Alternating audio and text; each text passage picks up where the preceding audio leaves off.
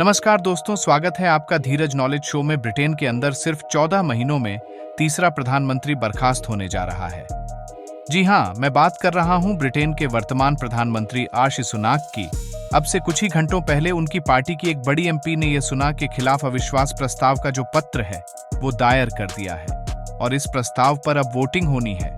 और वोटिंग में अगर कंजर्वेटिव पार्टी के 15% सदस्य हाँ कर देते हैं, सिर्फ 15%, तो उनके खिलाफ ये अविश्वास प्रस्ताव चला जाएगा।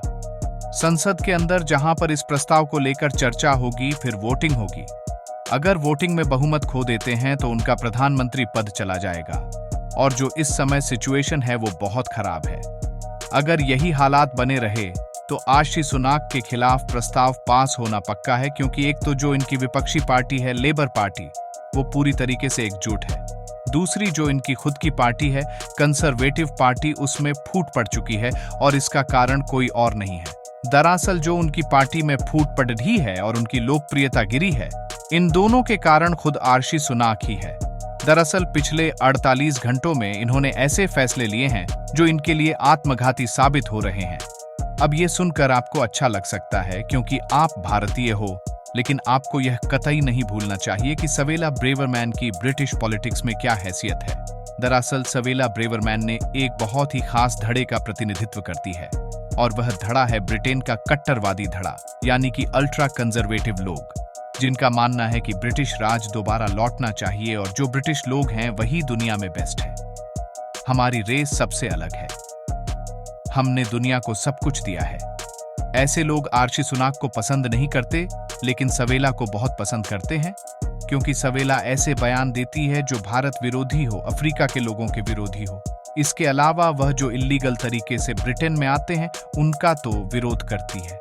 साथ ही जो लीगल इमिग्रेंट्स हैं, यानी कि जो प्रॉपर वीजा लेकर प्रोसेसेस के तहत ब्रिटेन में आती है, उनके भी धुर विरोधियों में से एक है। और इसी वजह से कट्टरवादी धड़ा इन्हें बहुत पसंद करता है।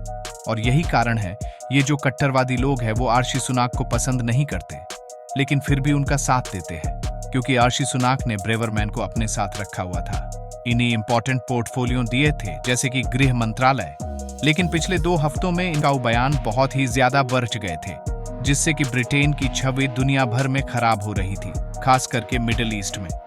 इसी कारण से उसे 2 दिन पहले और इसे सोनाक्षी ने इन्हें बर्खास्त कर दिया, और बर्खास्त तो किया ही, साथ ही एक ऐसे व्यक्ति को विदेश मंत्री बना दिया जिससे उनकी पार्टी के लगभग आधे से ज्यादा लोग नापसंद करते हैं, जिसका नाम है डेविड कैमरन, जो कि पहले प्राइम मिनिस्टर भी रह चुके हैं ब्रिटेन के। वो अब विदेश मंत्री बना दिए गए हैं और यही वजह है कि उनकी पार्टी के बहुत सारे लोग इस बात से तो खफा है ही कि ब्रेवरमैन को हटा दिया गया है।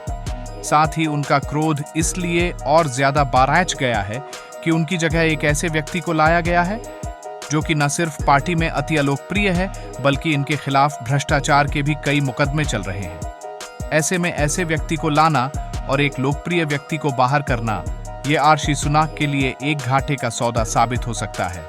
और इसीलिए आर्शी सुनाक को भी पता है कि जो उन्होंने कदम उठाया है उससे नुकसान हो सकता है।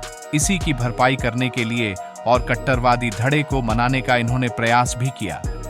इन्होंने एक पॉलिसी निकाली जिसके तहत जो इलीगल इमिग्रेंट्स ब्रिटेन के अंदर आ रहे हैं, इन्हें रवांडा, जो अफ्रीका का एक देश है, वहां वापस भेजा जाएगा।